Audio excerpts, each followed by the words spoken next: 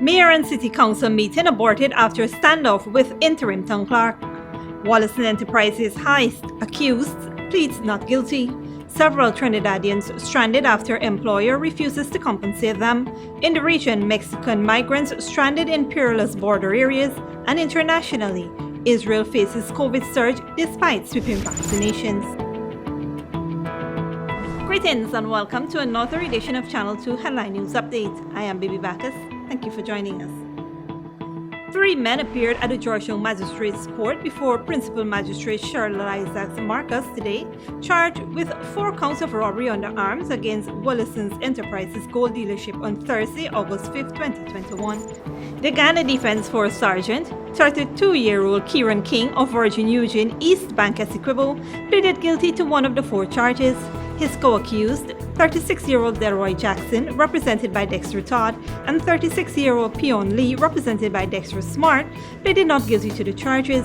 On the day in question, the men arrived in a white car and, under the pretext of wanting to sell raw gold, allegedly robbed Wallison's enterprise of $30 million in cash, 60 ounces of raw gold, and cell phones. During the investigations, branch of the Ghana Police Force went to the residence of King and dug up $18 million buried in the backyard in a bucket. King was also remanded for 3 other charges to which he pleaded not guilty. He was not represented by a lawyer. However, just hours after he pleaded guilty to his involvement in the multi-million-dollar heist, the Ghana Defense Force Sergeant changed his plea to not guilty.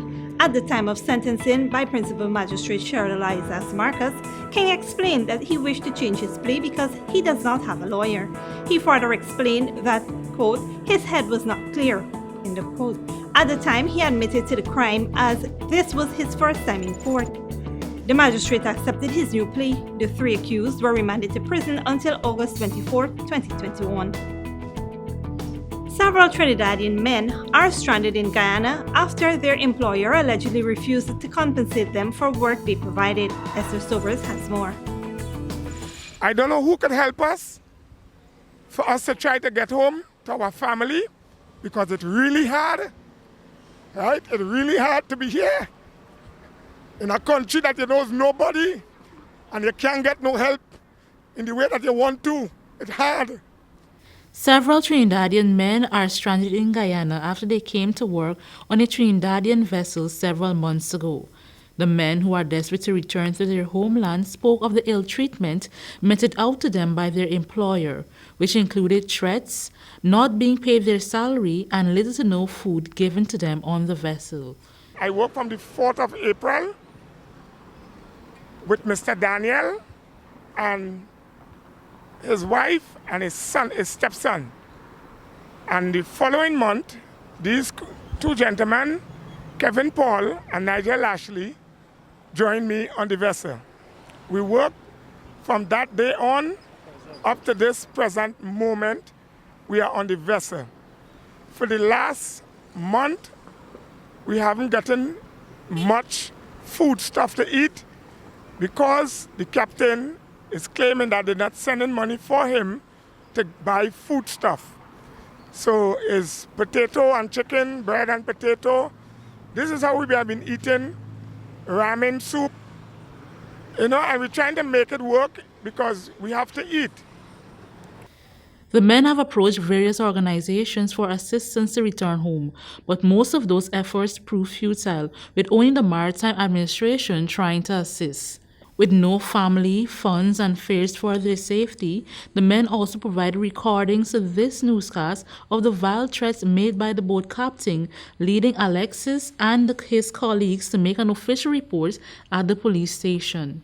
So, I don't know who will be the first one to collect the ticket this afternoon, and as soon as he collects the ticket, I will kick him off of the ship. Trust me. And let the police come now and tell me that I went wrong. This is my country now, mother. The captain reached that point that he's threatening our life. We have a voice message. When the tape him just speaking, that he said he will put a gun, he will get somebody, his nephew, to put a gun in my mouth and shoot off my head. I have no problem with the captain. I always try my best to work with him. We try our best. This is the second time he take me to the police station here, wrongfully accusing me. Right? I was never charged. The police sent me home. They sent me back on the vessel. Right? He said he will set up the 3 Trinidadians on the vessel for police to take us. Right? I don't know what else to do. I have no money to go home. We have no money to go home. Right? We have been asking the company to send us home. They refuse. Right? They refuse to help the situation to get us home. The vessel have no lights on it. There are 1 or 2 people with boats, what is called pirates, try to board the vessel. The vessel have cargo on it. We try to stop it. They said we vandalizing the vessel. Nigel Ashley, another crew member, spoke of only receiving 1 month's salary since he started working on the vessel.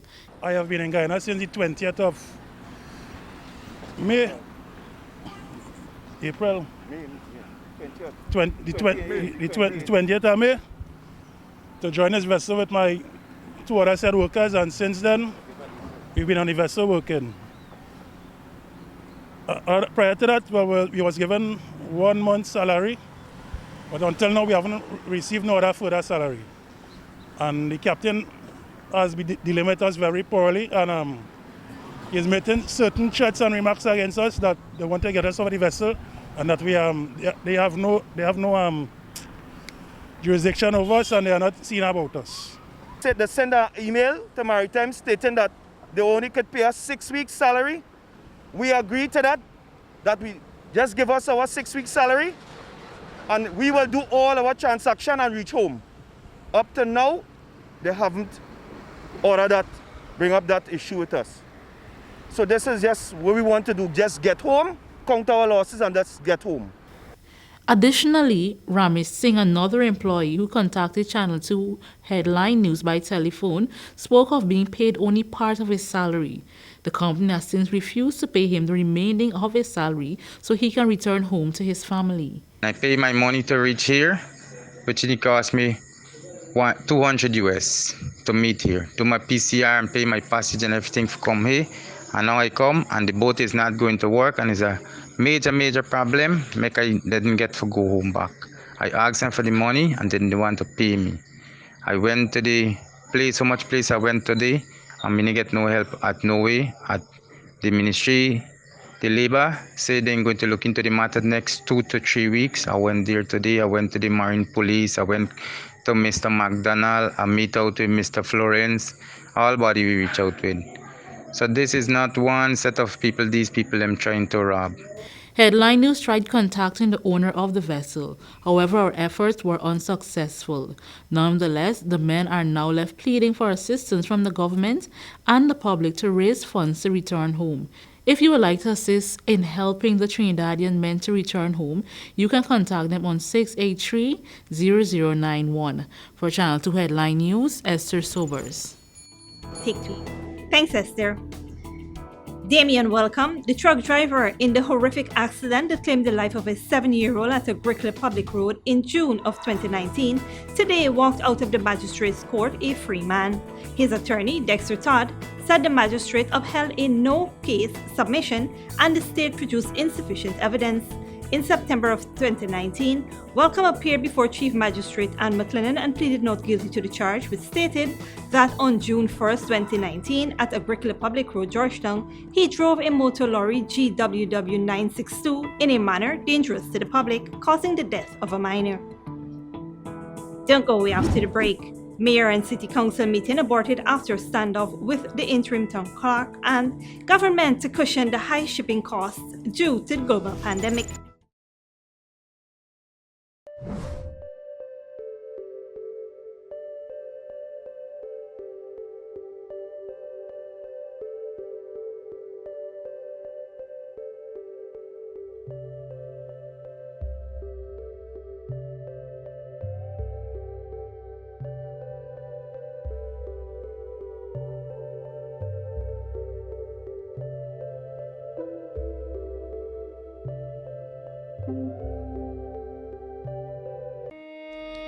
Survival Shopping Complex brings to you its delivery service, Shop through WhatsApp. This process is simple. All you need to do is call or message your grocery list to 613-9683 and we will select your items for you and have them delivered directly to you, even out of town.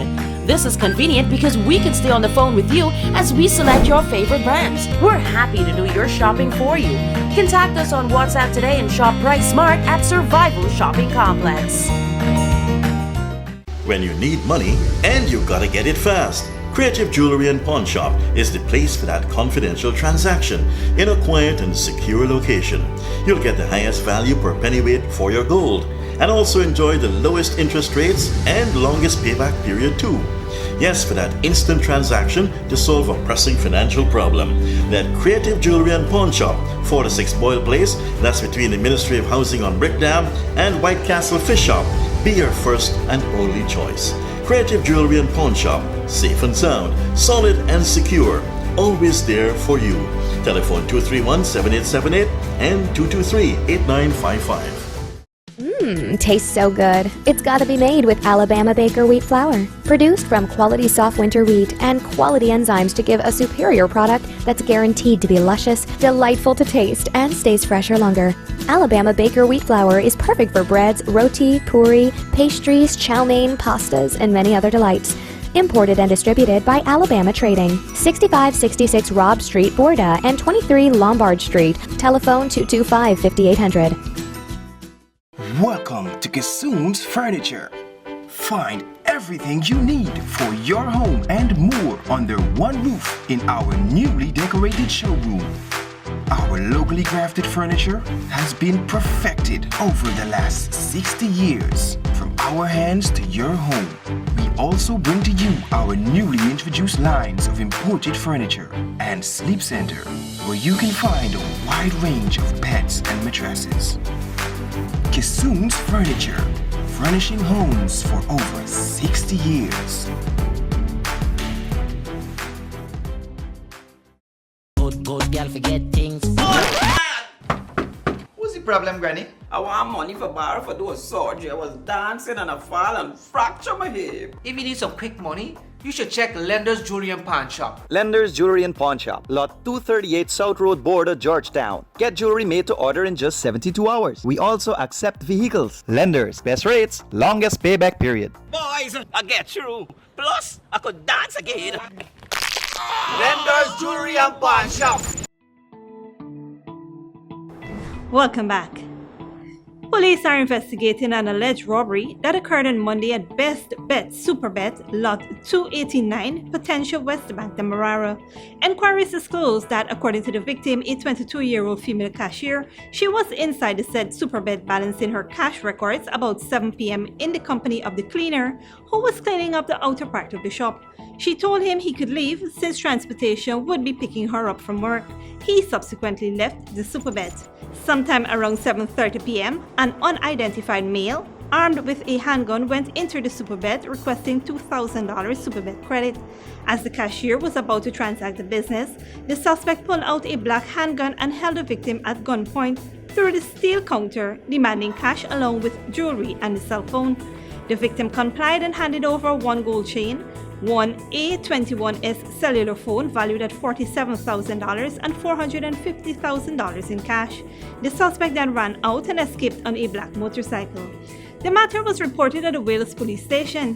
As police investigators continue their investigations on the question, the victim confessed to never being robbed and related that she had gambled and lost $300,000 of the Superbet money, which led her to concoct the plot.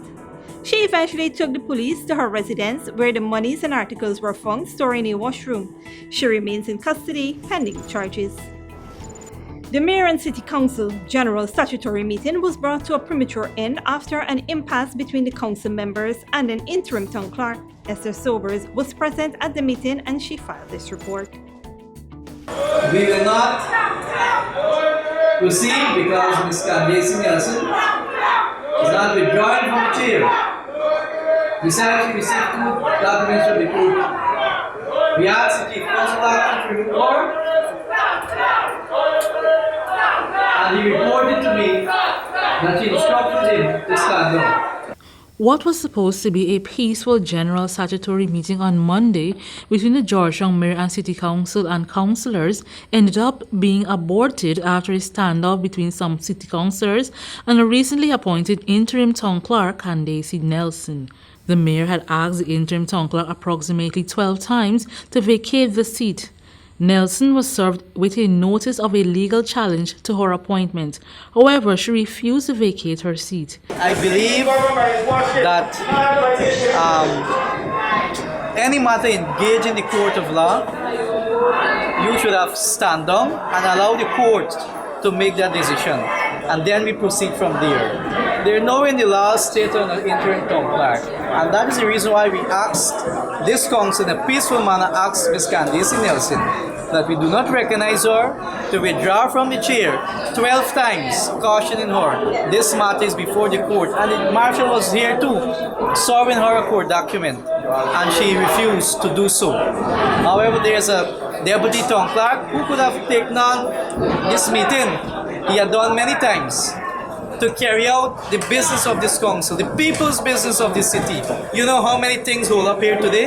Plenty things hold up that you have to deal with reports of the council which people approval for plans, town clerk certificate, finance committee meeting report is here. All of these things are here. The meeting, which was held at the Kitty Market building, was greeted with chants from Stabrook Market vendors for the removal of the town clerk. The mayor further highlighted documents signed by the interim town clerk, which were cited as infractions. This town clerk never attend this meeting, but sign the reports. How can you sustain on this report and you never part and parcel of these reports? So all of these are infraction. The town clerk already started to do fraud and illegal stuff at the level of the council. There is stamp that never approved or seal that never approved by this council, the town clerk using. And I have proof of those things, right? Those things were submitted to our lawyers, and I hope that the court take a stand on this matter. I believe in the court, and I believe that the court will abide with the constitution and the laws of our country. Nelson was appointed 2 weeks ago by the Local Government Commission Chairman Julius Faber, acting in concert with Deputy Commissioner Norman Whittaker. For Channel 2 Headline News, Esther Sobers. Thanks, Esther. President Irfan Ali, in a bid to cushion the high shipping costs due to the global pandemic, has announced several reductions in shipping-related charges to the tune of $4.8 billion to bring relief to the citizens and businesses of Guyana. In a statement, the president noted the government continues to monitor the socio-economic effects of the COVID-19 pandemic on household income, the private sector, and the economy on a whole, and recognizes that marked increase in shipping costs per container. Duties, excise tax, and input VAT are calculated by utilizing the cost, insurance, and freight of imports, thereby allowing for the increased cost of freight to be passed on to the consumer by the importer.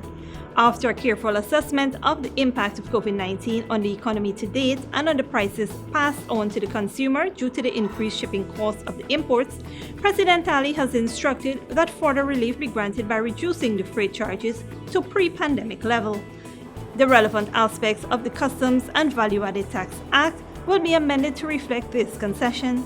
This measure will allow for a saving of $4.8 billion to the consumer and business community over the next 6 months, thereby reducing revenue collections by a similar amount of $4.8 billion. Government agencies will be tasked with ensuring that such savings are passed on to the consumer and not pocketed by the unscrupulous importers. This concession is effective on all invoices dated August 11, 2020 and continues in effect until January 31, 2022. Don't go away after the break. Mexican migrants stranded in perilous border areas and Zimbabwe elections, debt crisis, unemployment, main voter concerns. But before that, here's the bridge retraction schedule.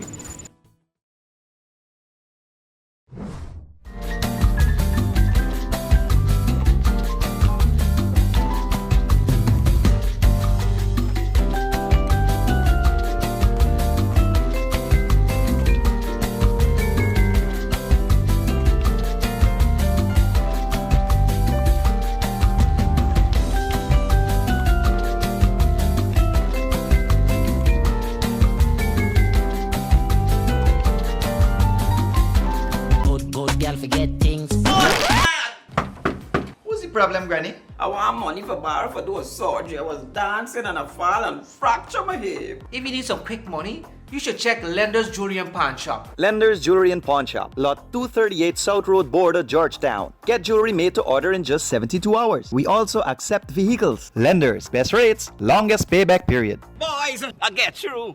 Plus, I could dance again. Lender's Jewelry and Pawn Shop. Welcome to Kissoon's Furniture. Find everything you need for your home and more under one roof in our newly decorated showroom.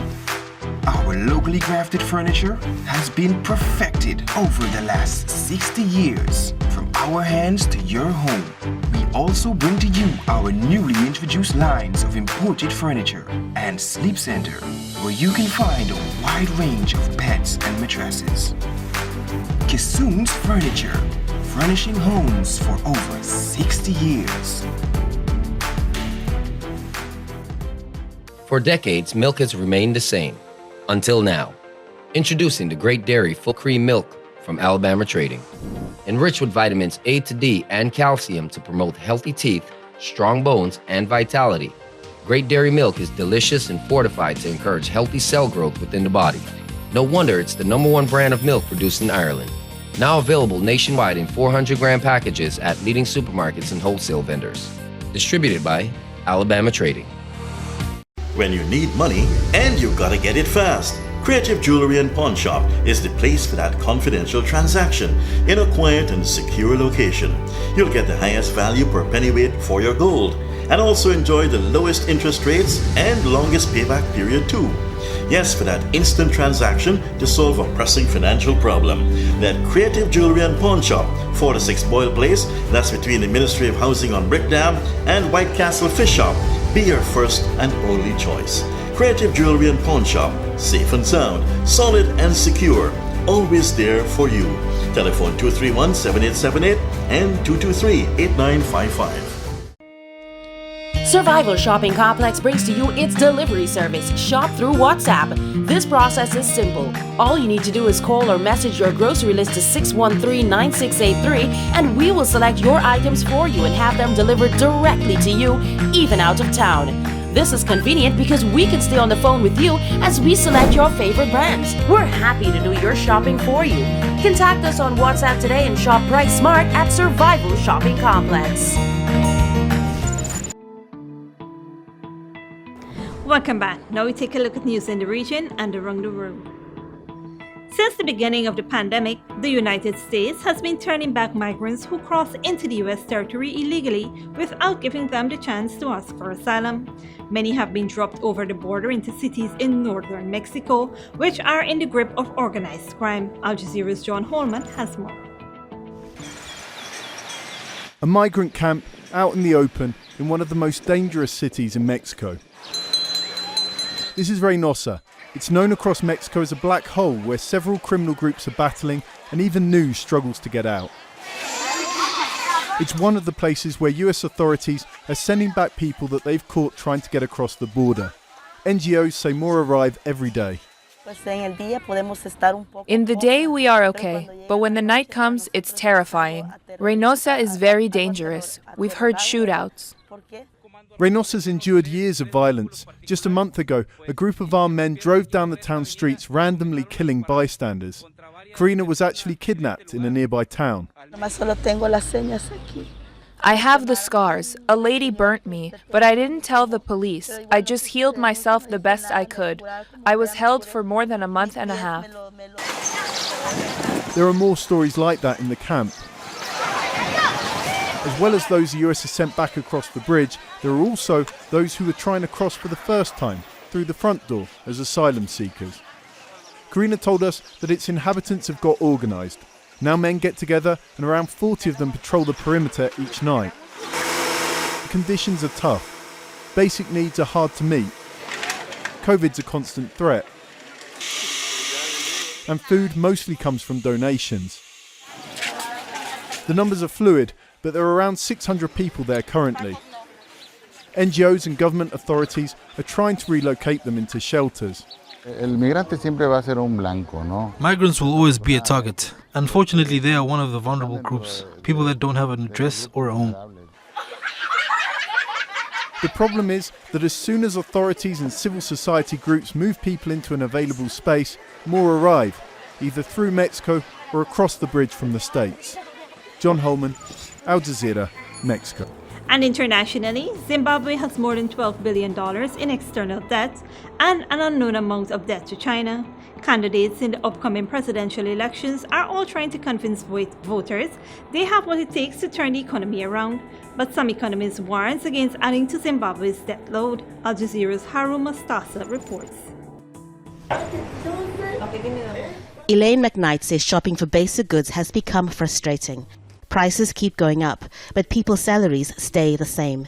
Like many Zambians, she's had to cut back on luxuries for herself and her son. I definitely don't go in big shops and buy expensive brands anymore because you definitely have to look at the price difference and what you can afford. Me growing up and him growing up, we had more activities, but now it's like really expensive to plan out like the weekends and where to take him and whatnot, because what was cheaper for me when I was younger is expensive for him now. Unemployment hit a 10-year high last year. The local currency, the kwacha, keeps losing its value. Zambia has more than $12 billion of external debt, as well as an unknown amount of debt to China. And last year it became the first African state to default on its debt during the COVID-19 pandemic. The presidential candidates are trying to convince voters they have what it takes to turn around the economy. The incumbent, President Edgar Lungu, is campaigning on development projects built by his government and paid for by debt. Speaking to his supporters, he condemned the recent election violence that saw him order the deployment of the military. What we have seen happening in the last few days of killing people, hacking them like animals, cannot be allowed to continue. Countries which are broken and failed states start like that. The politically motivated murders we have seen recently must be condemned to the stronger extent, and all culprits must be booked and punished. Lungu is promising more development if he is re-elected, but some economists warn against adding to Zambia's debt load. That the infrastructure development that you actually put must also be spread between social and productive, so that the productive one is able to give you a return, even though the social one is not giving you the immediate return. And this we didn't do. All the infrastructure that we have done does not seem to be generating the revenue that is required to meet the repayment. And that has been where the shortcoming has been. Lungu's main rival, opposition leader Hakainde Hichilema, says he's going to tackle Zambia's huge debt. His campaign promises include jobs for the unemployed youth by attracting foreign investors. With voting just days away, analysts say this election is too close to call. Haru Matasa, Al Jazeera, Lusaka. Finally, Israel was the first country to achieve vaccination of 80% of its eligible population. Now it is back in the fourth wave of COVID, with the number of new cases rising to more than 6,000 per day. The government is now calling on citizens over 60 to get a third dose, with rising concerns about the disparity of vaccine distribution around the world. Al Jazeera's Hoda Abel Hamid reports. It thought it had vaccinated its way out of the pandemic, but now Israel is in the midst of its fourth wave, with the number of daily new infections steadily rising to more than 6,000 now, a 6-month high. I didn't expect it. Well, I have to say that this fourth wave is not exactly like the others, because we do see that there's less of intensive care therapists, and we can see that the vaccine work in some way. They do their job. The Delta variant is spreading at an alarming rate, so the government launched a booster third jab campaign to those above the age of 60.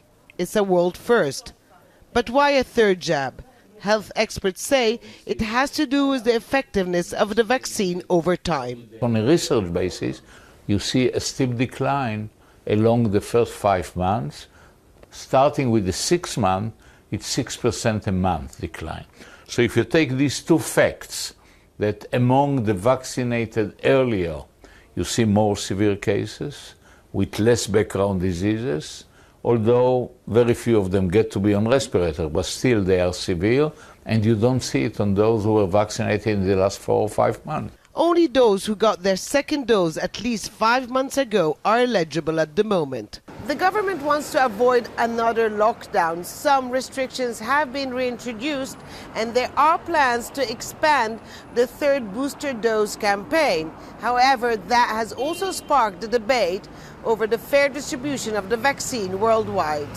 According to the Center for Disease Control in the US, more than 4 billion people have got at least one dose. But disparity between countries remains huge. Less than 2% of Africa's population is fully vaccinated, while some wealthier countries have already signed deals with manufacturers for more doses, prompting the World Health Organization to call for a moratorium. Trying to put a hold on those policies until and unless we get the rest of the world caught up. Because we have to approach this, as the Director General said from the very beginning, we're in a pandemic. The entire world is in the middle of this, and as we've seen from the emergence of variant after variant, we cannot get out of it unless the whole world gets out of it together. The UK and Germany have announced they will follow Israel's example by offering a third jab starting in September.